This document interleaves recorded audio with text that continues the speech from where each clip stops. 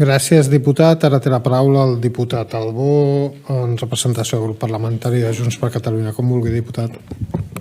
Bé, més enllà d'aquest desencontre en el segon punt, jo crec que el que és important és recalcar que estem d'acord i que, per tant, la cita prèvia. Primer de tot, per cert, que preparant aquest punt he vist que el terme cita prèvia no és massa correcte. Potser també tots plegats ens hauríem de fer propostes de... No sé si pleonasme és ara correcte o no, però seria com pujar amunt, baixar baix, no? I he trobat tota una sèrie d'articles, bussejant, que criticaven d'alguna manera que utilitzéssim cita prèvia, que hi ha coses molt nostrades com demanar hora, tanda, i aquí podríem realment també treballar-ho.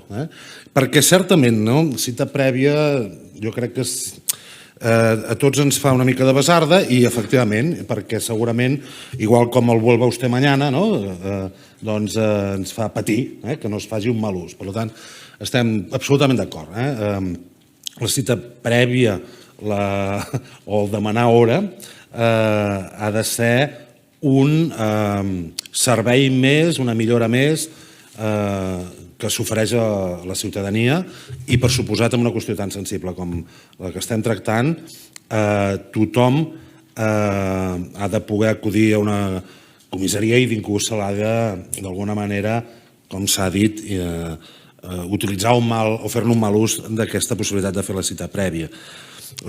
Si això està passant, jo crec que ho hem de denunciar en aquesta seu i és veritat que a vegades no només ni sobretot a les comissaries, hi ha moltes entitats públiques que potser hem de començar a denunciar que s'està fent un mal ús d'aquesta cita prèvia. Ho deixarem aquí per no posar exemples i no oferir més del compte, però crec que tots ens podem fer 3 o 4 només pensant-hi un minut.